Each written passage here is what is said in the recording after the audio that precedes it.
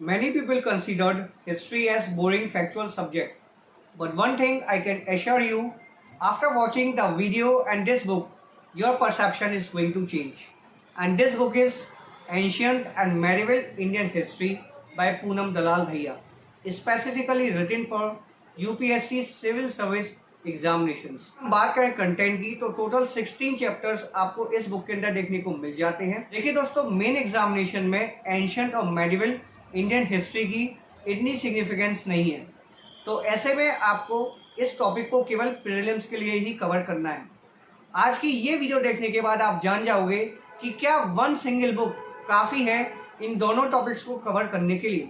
इस बुक के साथ दोस्तों आपको ये डिटैचेबल चार्ट्स भी मिलते हैं, जहाँ पे आपको एंशिएंट और मेडिवल इंडियन हिस्ट्री की टाइमलाइन देखने को मिल जाती है। वीडियो देखने के बाद लगता है कि ये बुक आपके लिए यूजफुल है, तो आप इसे चेकआउट कर सकते हैं। 650 इस बुक की एमआरपी है। डिस्काउंटेड रेट पे आप इसे बाय कर पाएंगे। नीचे डिस्क्रिप्शन में बाय लिंक मौजूद है। इस बुक का हिंदी संस्करण भी आता है, प्राचीन और मध्यकालीन भारत के नाम से।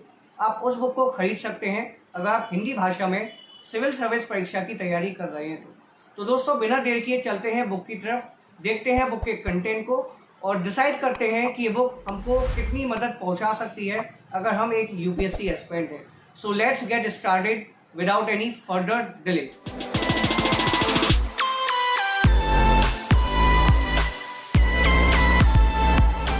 तो दोस्तों ये है आपके सामने ancient and medieval India by Poonam Dalal Dahiya की बुक। आइए देखते हैं इस बुक के कंटेंट्स को, जानते हैं कि वो कौन से 16 चैप्टर्स हैं जो बुक के अंदर कवर किए गए हैं। लेकिन उससे पहले मैं आपकी जानकारी के लिए बताना चाहूँगा कि इस बुक के साथ आपको मिलते हैं 2 चार्ट्स। जी हाँ दोस्तों, 2 चार्ट्स आपको मिलते हैं जो आप अपनी वॉल पे पेस्ट कर सकते हैं अगर आप यूपीएससी एस्पिरेंट हैं तो। इन चार्ट्स में बेसिकली आपको एंशिएंट और मेडिवल इंडियन हिस्ट्री की टाइमलाइन देखने को मिल जाती है। जो भी रूलर्स रहे, जो भी डायनेस्टीज रहीं या फिर जो किंगडम्स थी, उनके बारे में आपको इन्फॉर्मेशन मिल जाती है। जो भी इंपॉर्टेंट इवेंट्स यानी कि घटनाएं घटित हुई, उन सब के बारे में आपको जानकारी मिल जाएगी। तो ये चार्ट्स आपको काफ़ी हेल्प कर सकते हैं। आपकी ग्रेस्पिंग पावर इंक्रीज हो सकती है अगर आप इन चार्ट्स को डेली या फिर वीकली बेसिस पे देखोगे। एंशिएंट और मेडिवल इंडियन हिस्ट्री की टाइमलाइन आपके दिमाग में फिट हो जाएगी इन चार्ट्स को देखने के बाद, समझने के बाद। तो चलिए अब खोल लेते हैं इस बुक को। तारीफ़ें हम बाद में करेंगे। देख लेते हैं कि वो कौन से 16 चैप्टर्स हैं जो इस बुक के अंदर कवर किए गए हैं। तो स्पेसिफिकली ये बुक जो है वो आपकी सिविल सर्विस एग्जाम के लिए डिज़ाइन की गई है। लेकिन अगर आप एंशिएंट और मेडिवल इंडियन हिस्ट्री के बारे में पढ़ना चाहते हो एक क्रिस्प मैनर में, तो आप इस बुक के साथ जा सकते हो। ऐसा नहीं है कि आप यूपीएससी एस्पिरेंट हो तभी ये बुक आपको हेल्प करेगी।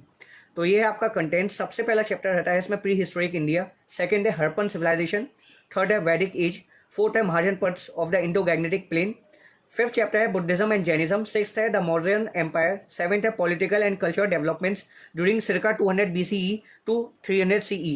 फिर 8th चैप्टर रहता है the Guptas and the Vakatakas, 9th है early medieval India the age of regional configuration, 10th है period from circa 1000 to 1200 CE northern India, 11th है दिल्ली सल्तनत, 12वां है provincial kingdoms of medieval India, 13th है द मुगल्स, 14th है the later Mughals, Marathas and other provincial kingdoms, 15th है Bhakti and other important religious movements, 16वां और जो आखिरी चैप्टर है इस बुक का वो है the coming of Europeans.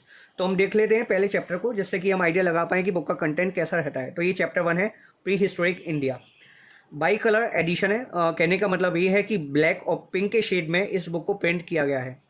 History के बारे में बताया जाएगा। आपको एक जनरल इन्फॉर्मेशन मिलेगी कि हिस्ट्री शब्द कहाँ से आया, प्रोटो हिस्ट्री, प्री हिस्ट्री और हिस्ट्री के बारे में आपको इन्फॉर्मेशन मिलेगी। इस बुक की सबसे ज़्यादा खास बात जो मुझे लगती है वो ये है कि यहाँ पे जो आपको थ्योरी मिलती है, यानी कि जो आपको टेक्स्ट मिलता है उसको टेबल्स के फॉर्म में और बॉक्सेस के फॉर्म में रिप्रेजेंट किया गया है।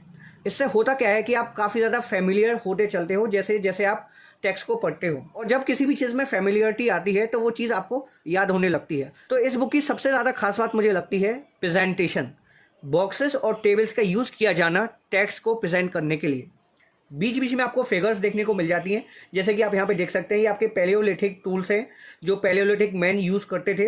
अपार्ट फ्रॉम फिगर्स आपको मैप्स भी देखने को मिल जाते हैं, जैसे कि आपको पैलियोलिथिक साइट्स के बारे में बताया जाएगा जो इंडिया में थी। तो मैप से होता क्या है कि आपको लोकेशनल इन्फॉर्मेशन मिल जाती है। फिर आपको ये फिगर मिलती है Bhimbetka cave painting, important Mesolithic sites के बारे में आपको बताया जाएगा।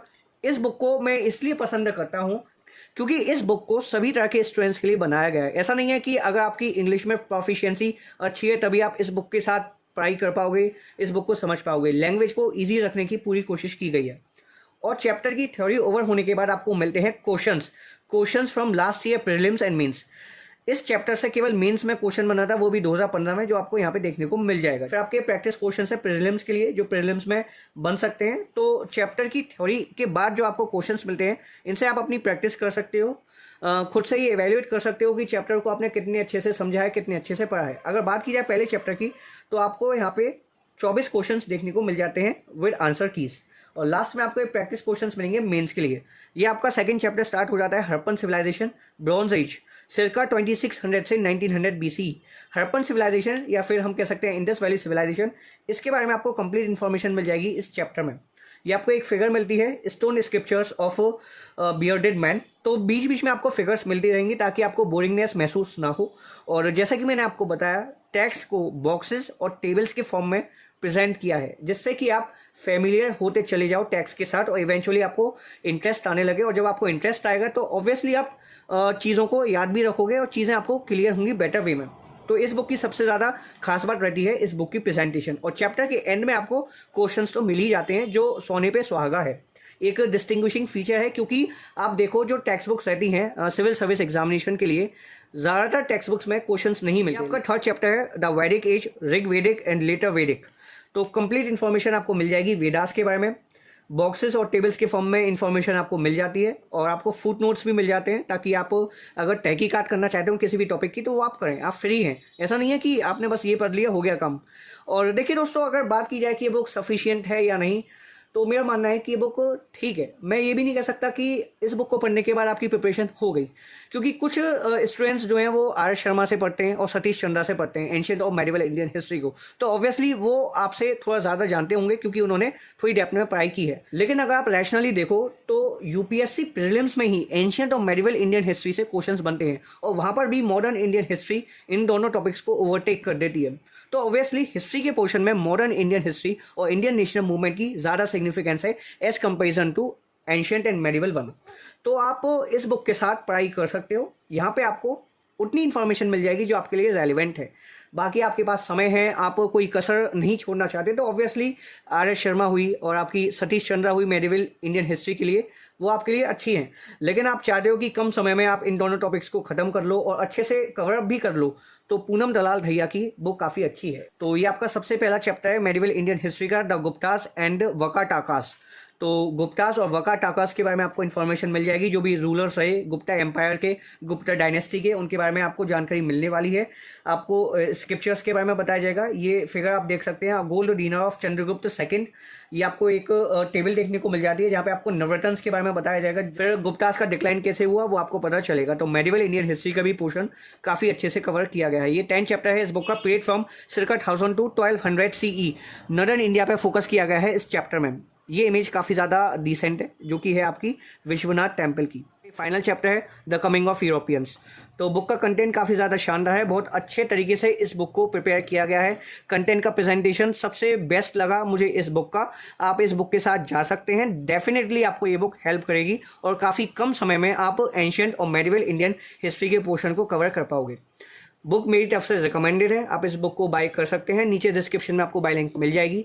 कोई भी डाउट हो, कोई भी क्वेरी हो रिलेटेड टू दिस बुक, आप कमेंट सेक्शन में पूछ सकते हैं। I will try my best to solve all your queries and doubts. अगर वीडियो पसंद आई हो तो एक लाइक कर दीजिएगा। चैनल पर अगर आप नए हो तो सब्सक्राइब कीजिए, ताकि ऐसी ही वीडियोज़ आपको आगे भी मिलती हैं। तो दोस्तों, मिलते हैं अगली वीडियो में। Thank you for watching this video.